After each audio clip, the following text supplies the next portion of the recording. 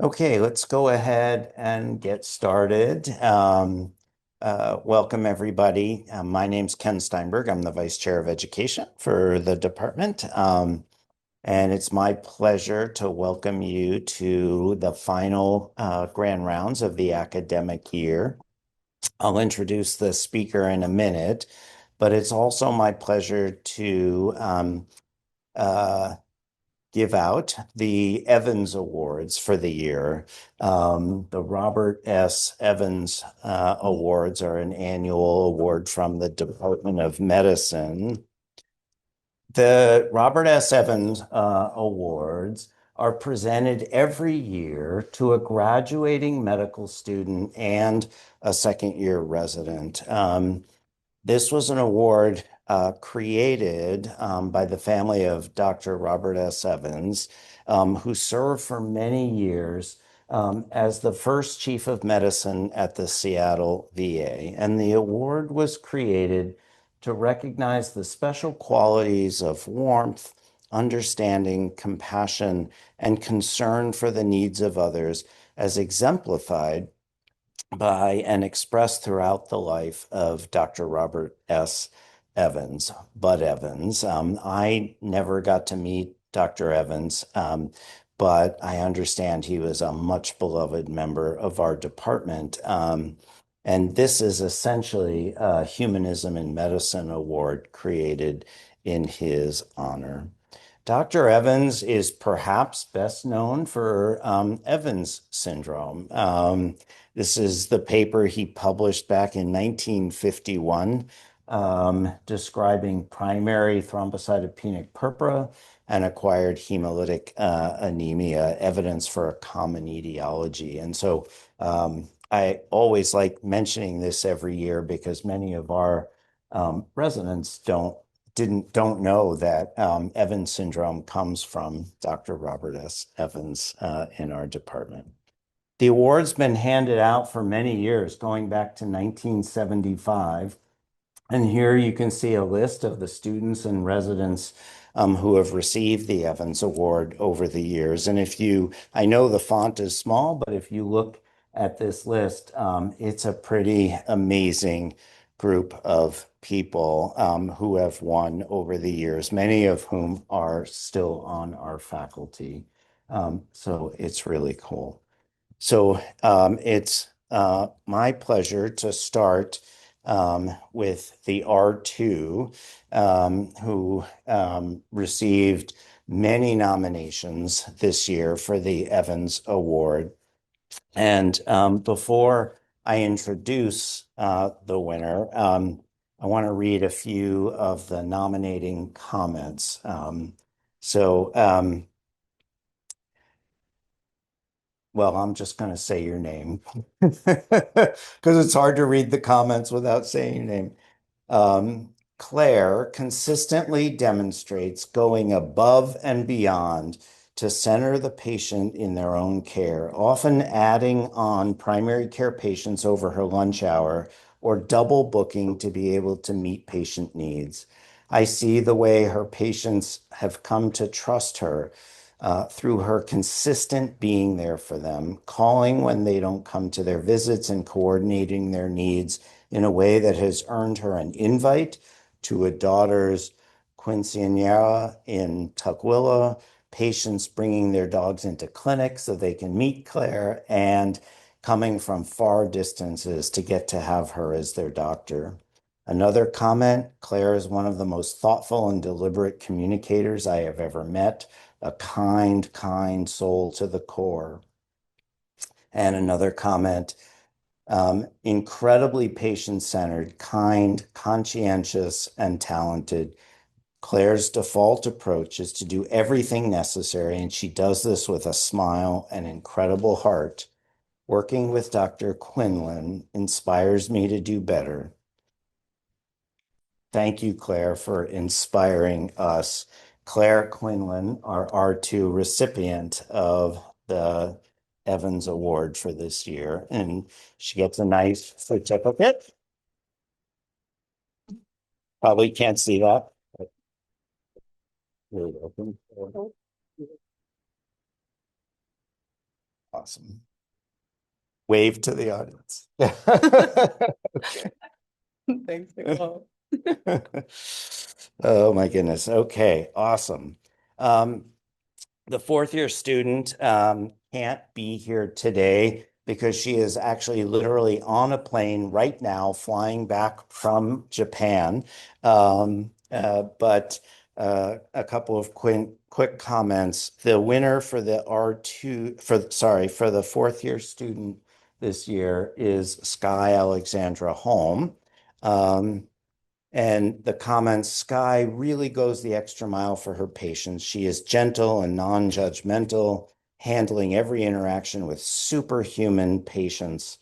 Another comment, I had the benefit of working with Sky both on wards and in evening clinic, and I am consistently impressed with her ability to connect with patients and build trust both in an outpatient and inpatient setting.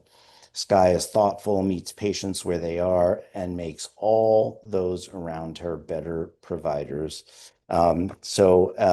Sky Holm, the winner of the fourth year student award, and she'll be joining our residency program come July. So adding both names to this list of recipients for the Robert S. Evans Award.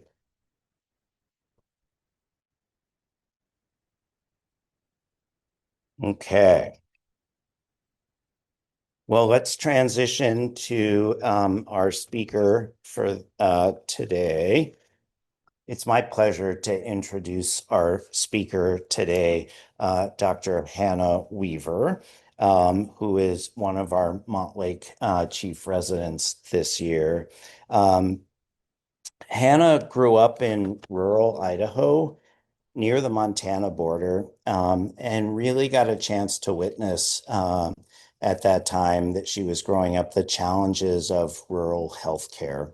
She went to Boise State University as an undergrad and then came to the University of Washington in the Idaho WWAMI track for medical school, where she was elected into AOA. And I was thrilled that she matched into our residency program. Um, I got a chance to work with Hannah clinically, and Hannah thrives taking care of people with complex multi-system diseases, but who are also challenged by either rural or urban access to care and other elements of social determinants of health. Being able to weave those, no pun intended, being able to weave those aspects of care together, I think really bring her meaning to bring meaning to her work. Hannah's always wanted to be a medical educator. At least you wrote about that in your personal statement for residency. And it's just been a joy for me to watch her develop this year in that realm as a chief resident. Hannah will be staying with us next year, working as a cardiology hospitalist, both at Montlake and at Harborview. So it's my pleasure to introduce Hannah. Her topic today is information onslaught, separating medical truth from the SLOP.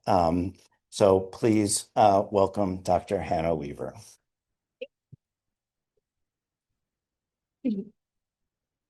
Well, thank you so much, Ken. I really appreciate that kind introduction, and congratulations to the Evans Award winners. That's awesome. Um, I realized after I submitted this title that probably a lot of people don't know the term. Does anybody know the term SLOP? Has anyone heard that? Okay, okay. So SLOP is kind of a new term for it's people will call it AI slop, or this kind of low quality mass-produced digital content that's typically generated by AI, but it kind of colloquially will say slop as just a general term for a lot of like medical disinformation or just information on the internet. So that's what I'm going to be talking about today. I don't have any disclosures. I will note views all throughout this talk are my own and don't represent the University of Washington. The objectives today is we're going to try to define and appreciate the scope of what is going to be called the infodemic, which I'll explain, and just really try to highlight that this is happening and we all need to be aware of it. Also understanding how the COVID pandemic exacerbated the problem and try to reassess where we are currently. I'd also like to help you develop useful tools to communicate with patients and assist in identifying misinformation and finding better sources of health information for your patients. So what is the infodemic? The infodemic, it was something that was coined, a term coined by the WHO during the COVID-19 pandemic. It's an overwhelming flood of information, whether true or false, often false though, during a disease outbreak. This is the first pandemic fought on a massive scale through social media. And it's something that spreads through digital, primarily digital platforms, and doesn't have any checks on accuracy or authenticity.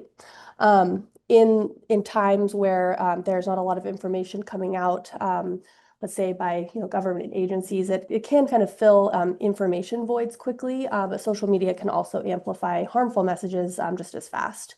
COVID-19 was a textbook infodemic. It fueled fear, confusion, and it also contributed to a decrease in confidence in public health measures. And why is this dangerous and why is this something that we should care about moving forward? This information, as kind of mentioned, it spreads really fast, usually faster than other facts on social media platforms. These false claims can drive unavoidable hospitalizations and deaths worldwide and also can fuel vaccine hesitancy. It definitely caused confusion and certain risk-taking behaviors that can harm health, which I'm sure we're all familiar with some of those that occurred during the pandemic.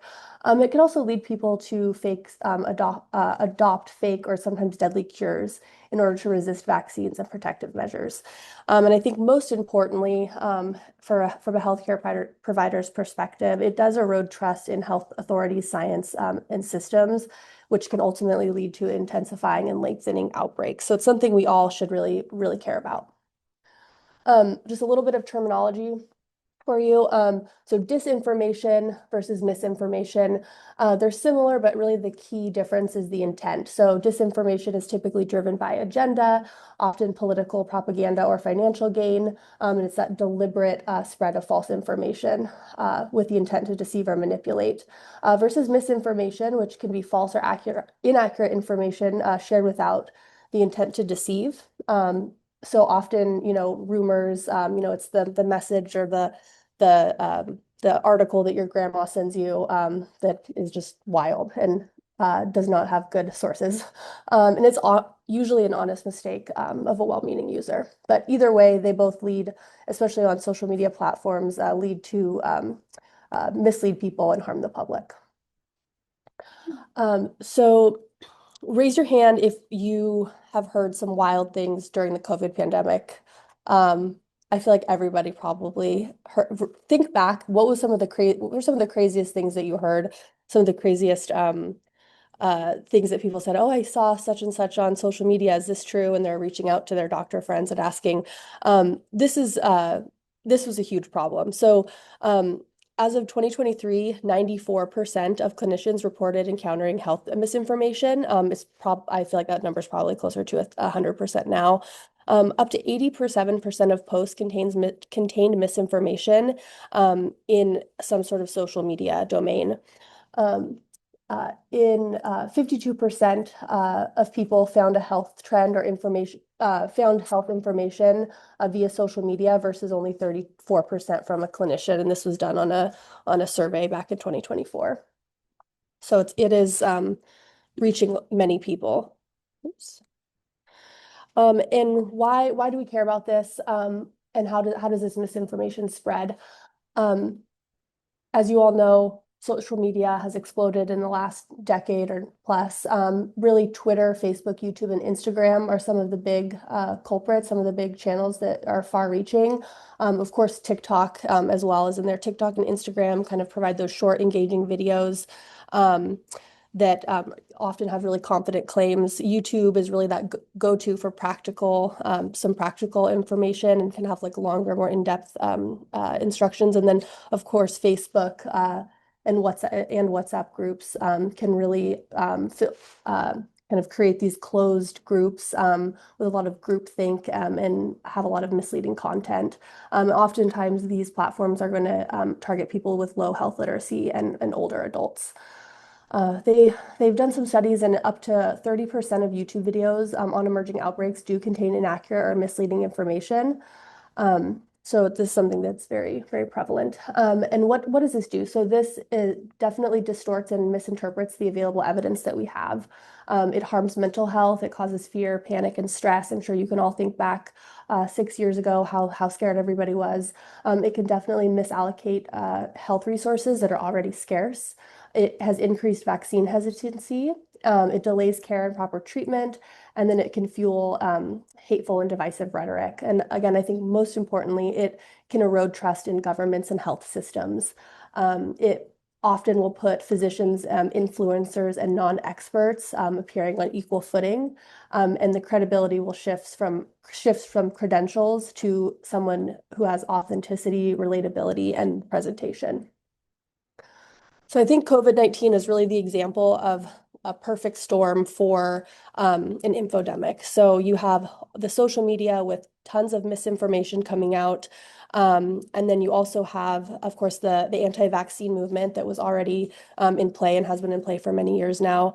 Of course, the anti-vaccine movement, we know those groups are funded partially by money from political action committees. And then you have the political aspect of it where political libertarianism and concern about health and medical freedoms can influence vaccine policy. And then, of course, the health and wellness influencer industry pushing things like supplements or medications like ivermectin, hydroxychloroquine for monetary gain and also for attention. And I think all of these kind of four components came together for the perfect storm in this case. So you may be wondering why I'm talking about this, and I reflected a lot about what I wanted to talk about for Grand Rounds this year. And I'm not going to lie, I struggled a bit because I didn't have a big research project to talk about. But I thought, gosh, what was the biggest struggle for me over the last 6 years and during my medical training? And why do I feel so strongly about this topic? And it's something that really has impacted me greatly. I've never been a huge fan of social media, unlike a lot of maybe my peers. I remember back when Instagram influencers first started being a thing, it was like early college for me.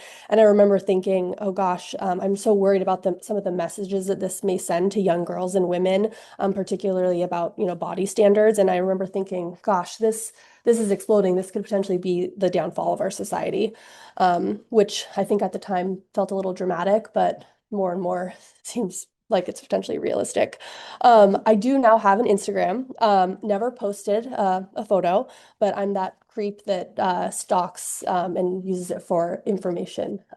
So mostly I follow some really great accounts, primarily on medical education. There's some awesome physicians who post great content, also some interior design, and then of course the primary reason for communication with friends via memes.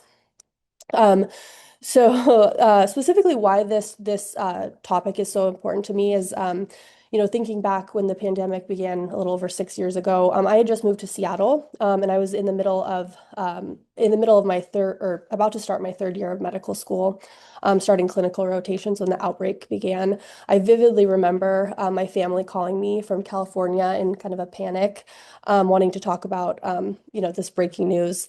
And I remember having to look up my sketchy notes, my sketchy micro, and on coronavirus. And all I could tell them was it's a common cause of the cold and really bad lung disease in the Middle East. And like that was all I got. Um, but nothing really could have prepared me or them for what was to come.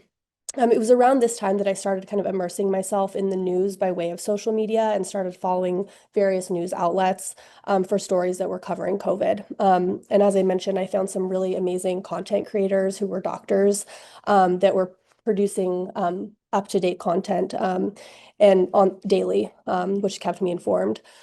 But this was also around the time that I realized the scale of misinformation. And at first, I sort of dismissed it as something that only people who were not informed or unintelligent would fall prey to. However, this turned out not to be the case in my life. So this is a photo of me with my mom and my grandma. My grandma is 86 now.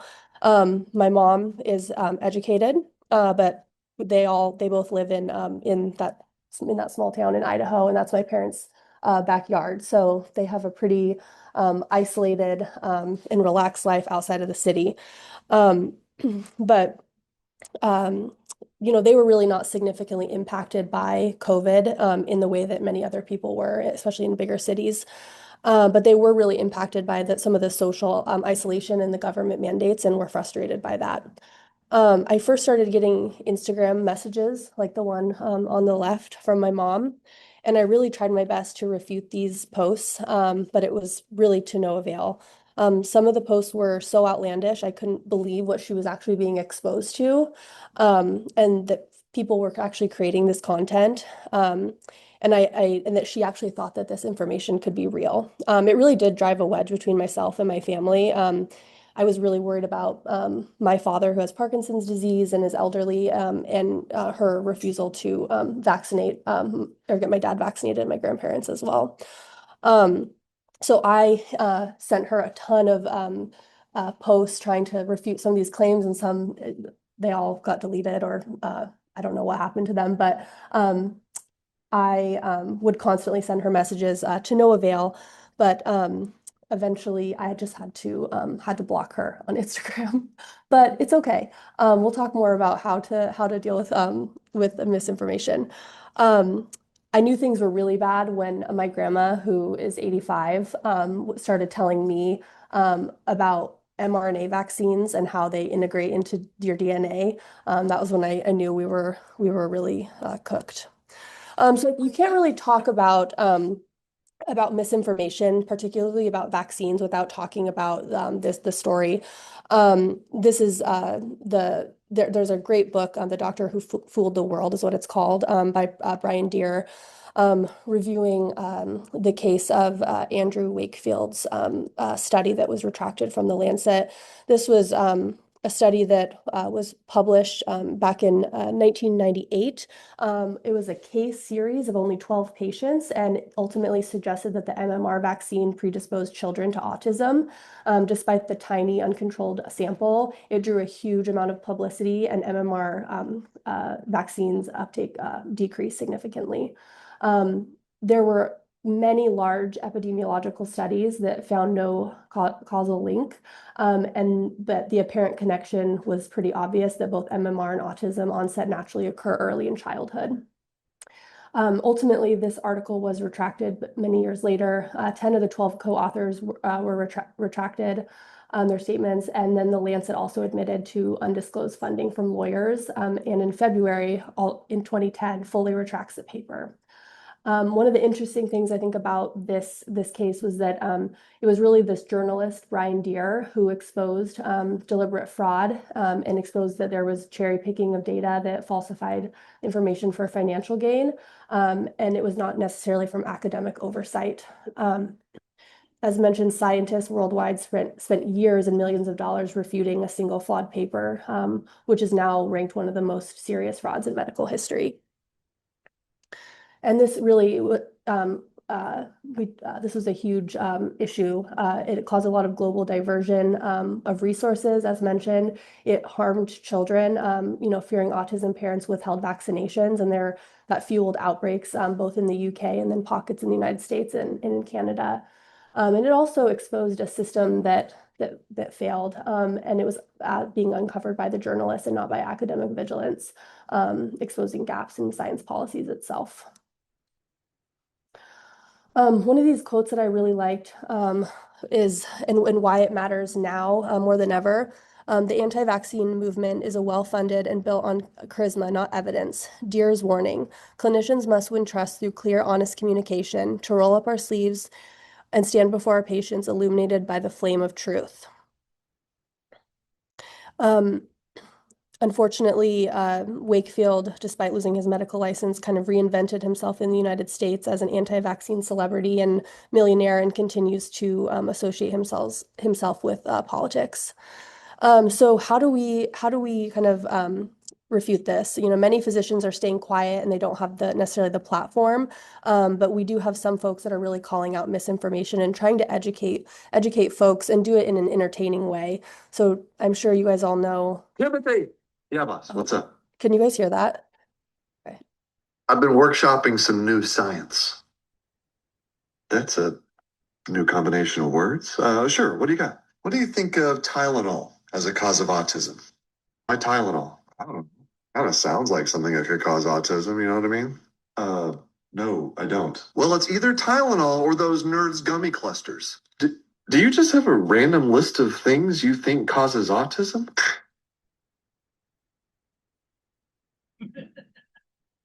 No. It's written in crayon, isn't it? Well, can you prove Tylenol doesn't cause autism? That's not how science works. As HHS secretary, I'm pretty sure I decide how science works. You can't claim something is true, then expect others to prove it isn't true. The burden of proof is on you, the person making the claim. Nuh-uh. Regardless, there was a sibling-controlled 2024 study of over 2 million children in Sweden that did not find a link between acetaminophen and autism. That was a high-quality study. Well, I don't like that study. Why? Because it doesn't give me the result I want. Again, not how science works. It does now, Jimothy. And by the way, if there's anything you want from science, let me know. I can make it happen. Anyway, an example of some of his work, entertaining, funny, but also gives some great information. Yeah, but they. Oops. Yeah, but what's up? Sorry. Need to watch that again. So even though there is a lot of scientific, excuse me, a lot of time and money that went into clearly disproving the false narratives about vaccines, this anti-vaccine movement continues to be a part of the discussion. So the problem is that one of the problems is that vaccines, they work so well that they can be a victim of their own success. So as diseases become invisible, people forget that these diseases even happen and hesitancy grows. There have been 154 million deaths averted by childhood vaccines over the past 50 years. And despite this, about 20% of US parents are very or somewhat hesitant about vaccinating their children. There's a record high 3.6% of kindergarten vaccine exemptions in 2024 to 25. However, despite everything, clinicians remain the most trusted source. And clinical recommendations is the strongest predictor of acceptance with an odds ratio of 3.4. But why do people believe myths over evidence? And there are three kind of big buckets of theories about this. One is the distrust of science. So when people have repeated exposure to medical myths, it begins to breed distrust of science. And people who will doubt it for one condition tend to reject expert guidance across unrelated issues as well. It also contributes to mental shortcuts. So heuristics and biases shaping risk perception. And we'll talk a little bit about some of these biases. But specifically having these vivid anecdotes can contribute, as well as confirmation bias, which can make all of these claims feel very true. There's also this kind of spiral of silence where the majority views dominate the feed, while people who maybe don't agree with that are self-silenced to avoid isolation. Emotional, conspiratorial content drives far higher engagement than dry science. And a little bit more about some of these theories. So when you have repetition about a certain fact, let's say, it's going to breed belief. So a single exposure raises judged truth, and repetition also drives repeated sharing. So the more times people see something, the more they believe it to be true. Anecdotes often will beat real data, especially for people who do not understand science. Patients will often, express that they do prefer hearing stories in those anecdotes over randomized control trials. Even participants who misunderstood randomization. There's also this issue of accessibility. So having this kind of plain, relatable language often wins. So removing jargon is going to help patients feel better equipped to manage their illness. And then I think one of the biggest issues we face right now is that algorithms reward engagement. So the algorithms really have feeds maximize your watch time. It's not necessarily accurate information. So you'll click one time on one random post about, I don't know, making bread or something. And then the next thing you know, your entire feed is flooded with bread making videos. So it's a similar concept where you have, these repeated exposures, especially to emotionally vivid clips. They surface and then they continue to repeat dozens of times a day. Here are some examples of some of these actually were ones that my mom sent me that I thought were kind of funny, but having these, really dramatic claims, eliciting a lot of emotion, especially in that middle photo with the crying baby.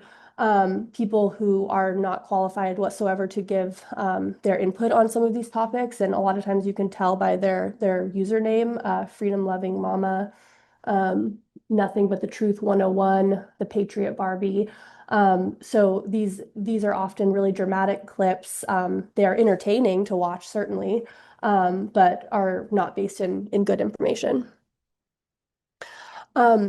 And then there's also, as mentioned, the issue of algorithms and how they amplify this misinformation. These personalized feeds reinforce confirmation bias, and then they kind of herd users into these polarized groups.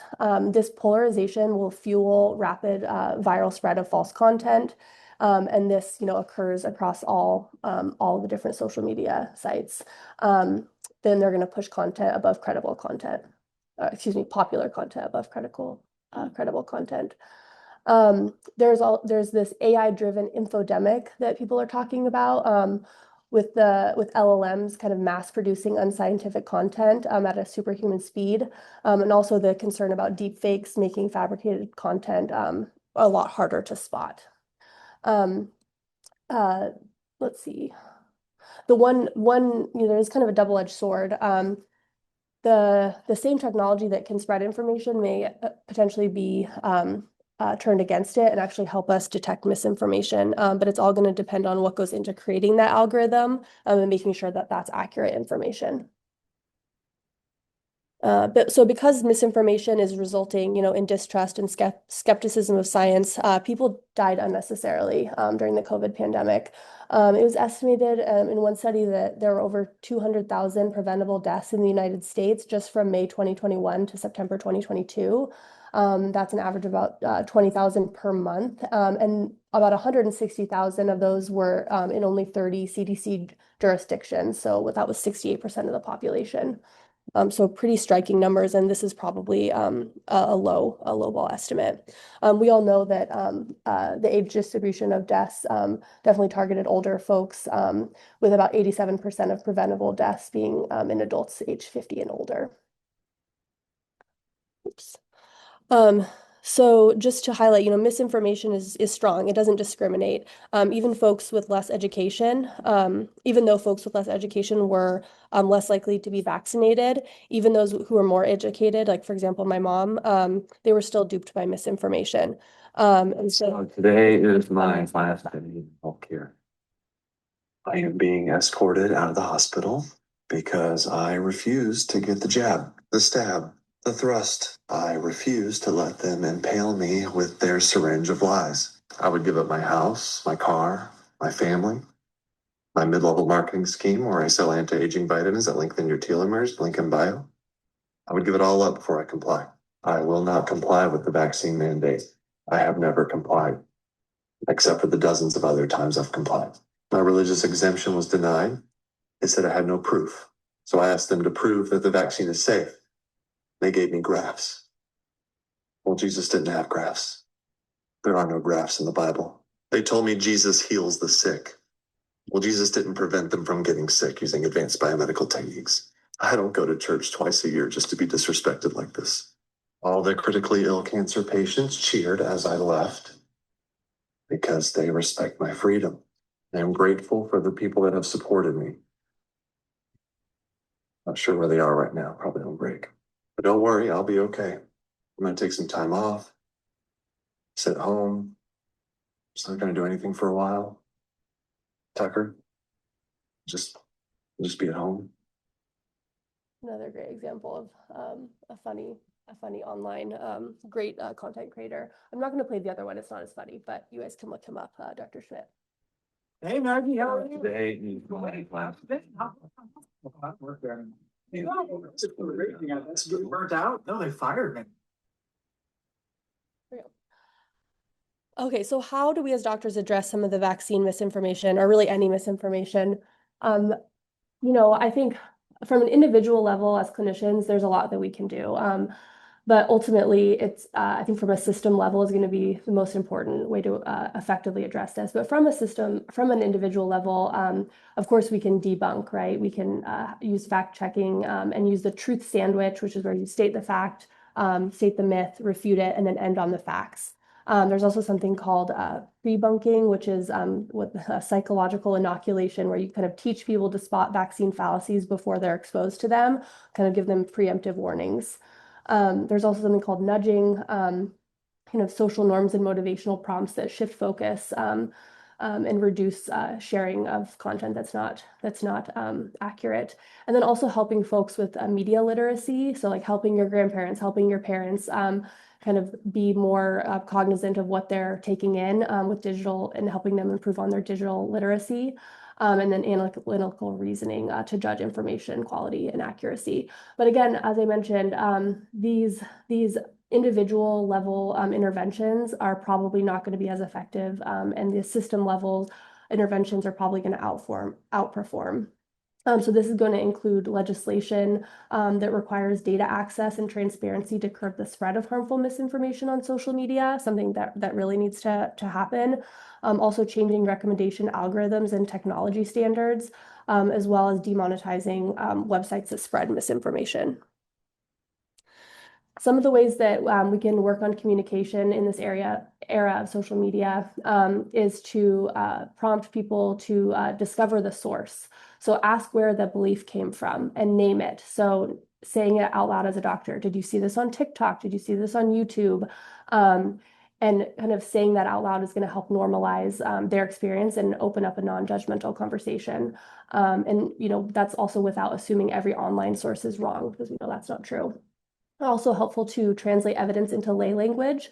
So technical terms rarely carry the weight of like a 20-second clip. So leading with stories and concrete everyday outcomes for most patients is better than relying on statistics oftentimes. And then also meeting patients in digital spaces. So clinicians who post can reclaim authority where misinformation thrives. So Dr. Mike is a great example of an online influencer who has done a lot of work specifically in working with folks who are anti-vaccine and posting that information online. So I definitely encourage you to look him up if you haven't yet. This will help guide patients to credible expert influencers who pair rigor with their posts that appear like the ones that they're used to seeing. There's a really great article that just came out last month in the New England Journal of Medicine about vaccine hesitation in children. And it kind of goes through how to have a structured conversation with a hesitant parent on vaccines. It starts out with kind of just automatically recommending the vaccination as in a presumptive format. So something like Sarah is due for 3 vaccines today. We'll plan on giving them. If there is concern raised, ask them to share those concerns, listen actively, ask open-ended questions, and acknowledge and reflect back their top concerns.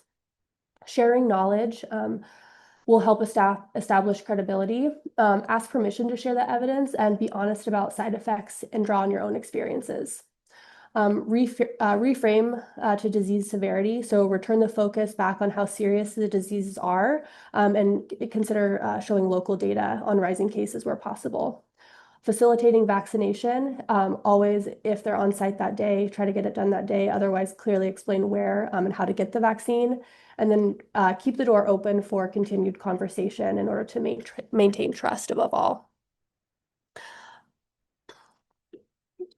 So the bottom line is credibility is now not only built on credentials alone, it's built on reliability, clarity, and presentation. So we need to be able to reframe the problem in order to counter misinformation. And instead of just correcting individuals, communicate for the feed. So pair scientific rigor with accessible, emotionally resident delivery so that accurate guidance can compete with viral content, and then show up and guide. So when able to engage in digital spaces and steer patients toward trustworthy expert voices to preserve trust and evidence-based decision. Facts alone, unfortunately, are not going to win. We have to stay emotionally resonant and trustworthy communication in order to accomplish this. There have been some I'm actually going to skip this slide, but there have been some really What is misinformation? some really great content online. There's some, I'll show you guys some more examples of this, but Johns Hopkins Bloomberg School of Medicine has some great information. I'm just going to skip ahead a little bit. Ads or cause confusion and stop the spread. And disinformation are spread online by relying on a few tricks. Knowing these 3 strategies will help you spot false information and stop the spread. Emotion. Highly emotional stories spread more quickly on social media. Ask yourself if a post or story uses emotion words to generate fear, anger, outrage, or other emotions. Fake experts. Another strategy to trick us into spreading false information is presenting an unqualified person or organization as an expert. For example, someone may have a PhD or expertise in one field, like engineering or computer science, but that doesn't mean that they are a COVID-19 expert. Take a close look at whether an expert actually has training and credibility in the area they are talking about. Conspiracy theories. People can become more vulnerable to believing conspiracies during times of uncertainty. Conspiracy theories can be defined as believing that unexplained events are being carried out by a secret group or organization. Here are 4 steps to take to combat misinformation when you see it. Step 1, state the true fact. The vaccine was rushed, so it's not safe. Fact. The technology used to make COVID-19 vaccines is not new at all. It's been in development for decades. Example of that truth. Step 2, warn about the misinformation myth. It's a common myth that the vaccine was rushed. Step 3, explain how this myth is misleading people. The myth in this post is really misleading. It's because the technology used for these vaccines was actually very well researched over many years that they were able to produce vaccines in record time. Step 4, repeat the facts. The fact is that these vaccines are the result of many years of research and testing. Over 70,000 Americans were involved in the COVID-19 vaccine clinical trials in 2020. These trials showed that COVID-19 vaccines are very good at helping people stay safe and healthy. You can make a difference. Research has shown that debunking and correcting can help reduce the impact of misinformation. So I know it may be hard, but this is a call to action to when folks in your life are bringing up misinformation, that I know it's easier to kind of ignore it, but try to address it. And hopefully that will help everyone in the long term if everybody does this. I just wanted to give a couple more examples of how deceiving some of the posts can be online, not just about COVID-19, but about other issues, which I feel like this is really increasing now in social media, especially, you know, doctors who we don't know what kind of doctors they are, kind of trying to sell things online. It's really important to go and make sure, look at what their sources are, what their credibility is, if they even have sources, and then always considering whether or not you know, they have ill intent if they're trying to sell something, which is often the case, as in this example. And then also remembering that sometimes even, you know, MDs or DOs, clinicians can also be giving really bad information, unfortunately. So always remembering to take everything into account and look at sources as well.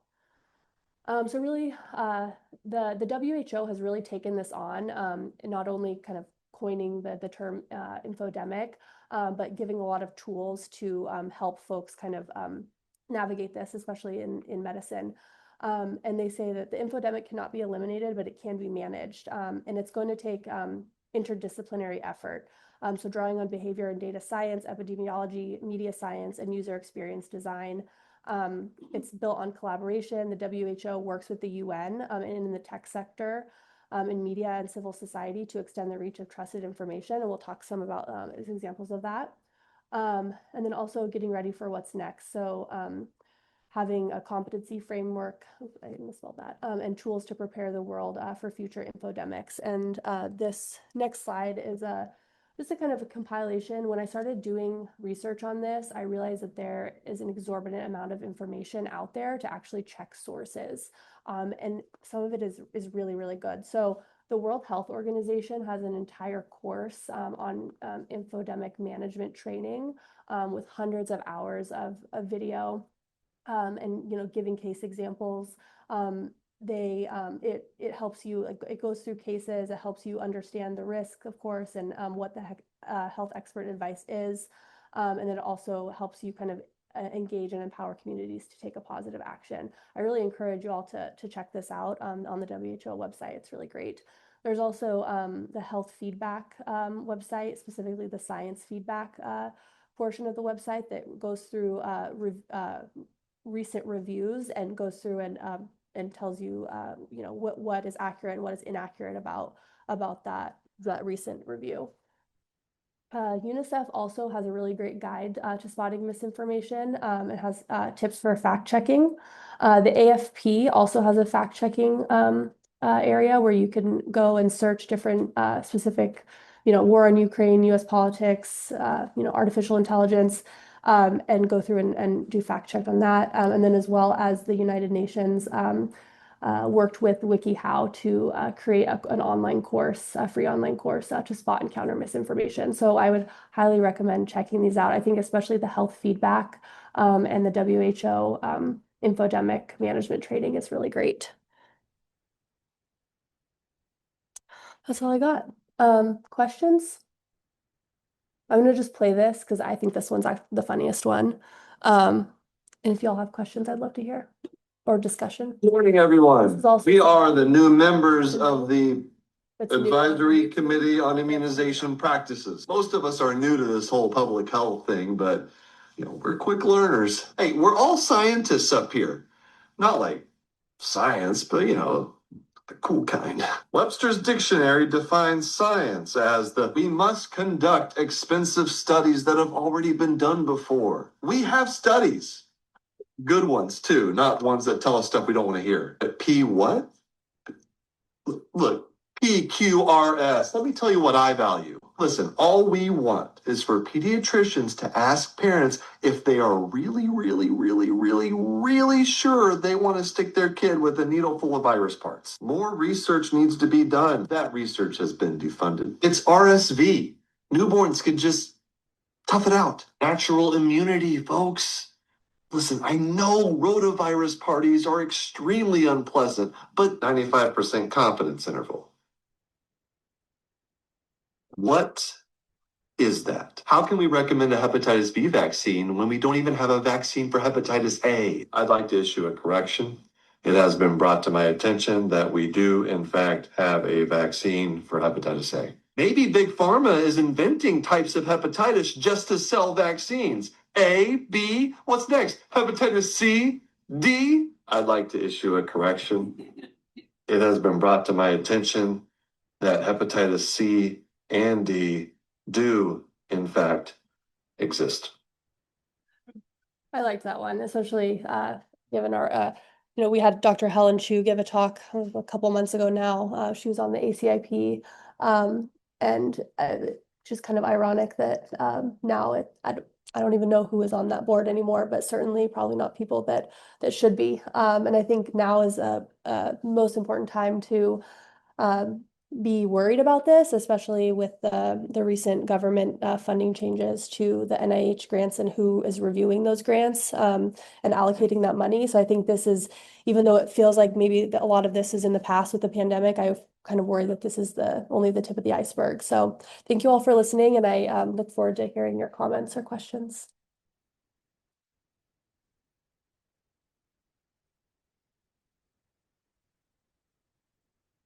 We'll see if there's any in the chat. Does anyone have good influencers that they follow? Yeah.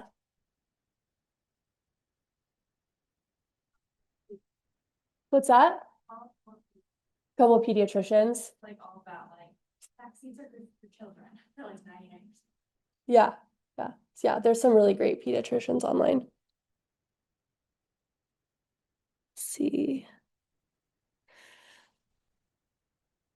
Okay, somebody said when Washington Department of Health attempted to sanction some physicians for COVID mis or disinformation, the courts determined that the First Amendment prohibited the sanctions and the charges were dropped. Given this, I'm interested in thoughts about how to hold providers accountable for dispensing dangerous information. Yeah, I think that's a hard one. It's a really hard one, right? I feel like unfortunately, clinicians can get away with saying a lot before much is done. And I imagine that it probably varies state to state. I don't know what the specific laws are, but it is unfortunate that people can, especially physicians, can go on these platforms and kind of reiterate disinformation and misinformation. I think it makes everybody not seem credible, unfortunately. So I am not sure. I don't know if anybody else knows about recent cases in Washington State and the First Amendment charges, but I think that that's a really complex issue. Let's see. For you. And I imagine this question doesn't have a straightforward answer, but I had a similar experience to you where in the pandemic, I tried to write what I thought was misinformation amongst my brothers and led to a big divide. I wonder, since you sounds like you've had a similar experience, hopefully this never happens again where we have major life-threatening pandemic like news, but based on your experience and what you've learned, how better can we engage our family, the information we have, without alienating? Yeah, I think like addressing so the comment kind of question was how do we not alienate family members if if we were to have another pandemic, let's say. I think addressing the issues early on. I think for me it was kind of like we let it stew for a while before like and a lot of it was just because I didn't know what information was correct and what wasn't. And so there was a period of time where there was a lot of information being shared and, there wasn't a lot of response, at least from me, because I just didn't know. So I think trying to address some of those, whether it's like a post or, comments that are made pretty early on, and being cognizant and just acknowledging that like we don't know. There could be some truth to that. This is what I do know. But I also think just trying not to alienate and kind of reiterate that there may be some truth to what that person is saying, try to validate, continue to validate the concerns that are being brought up, but just acknowledge that we don't know everything. But yeah, it's really hard. I don't have a great answer for that. What's that? Yeah, pre-bunking. Yeah. Comment on the question you just asked. Yeah. I don't have an answer for the First Amendment thing on an individual basis.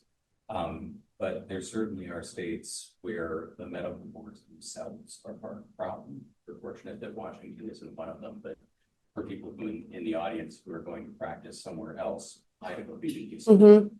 I encourage you guys to get involved in advocacy in your home state because when the medical boards are taken over, then there truly is, there's less than nothing you can do. You have to actively fight against what your state is trying to do. Yeah, that's a great point. Yeah, I do think we're lucky here in Washington, but in Idaho, it's probably not the case. Thank you so much for a great talk. I think a lot of experience in this. I wonder if you have any thoughts on not just Instagram, TikTok, Facebook, which we know is an issue, but ChatGPT, Dr. ChatGPT. Yes. Right? It used to be Dr. Google, but now ChatGPT and the way that they present information makes it sound so real. People are kind of like, I've done my own research. I asked Dr. ChatGPT and they're citing studies, etc. That's also riddled with misinformation. Yes. What can we do about that? Yeah, that's a great comment and question about Chat GPT and Dr. Chat GPT. If folks, feeling like, well, they're citing their sources, this has to be good information. I think there's kind of a twofold approach to that.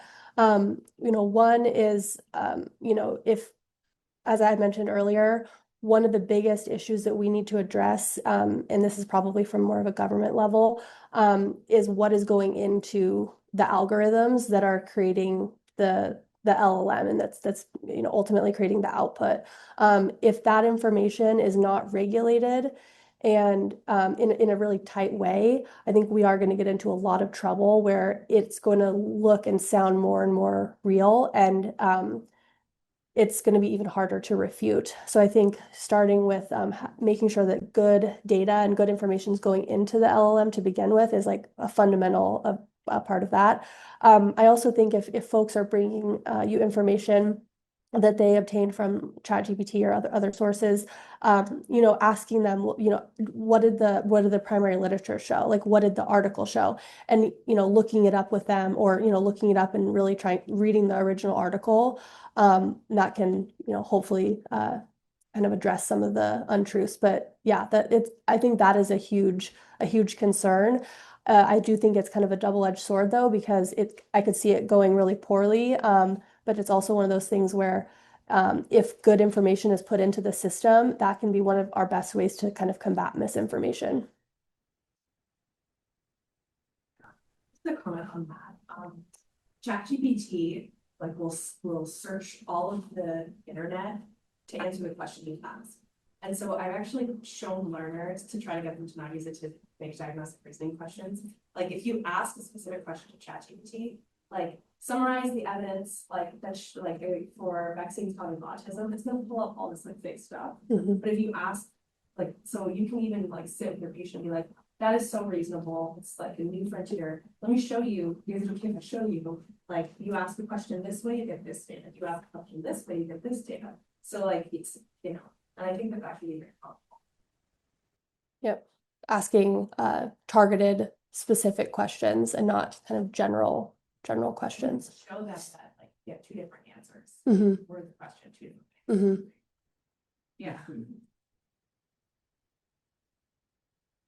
Yeah. Thank you all so much. Appreciate it. Right.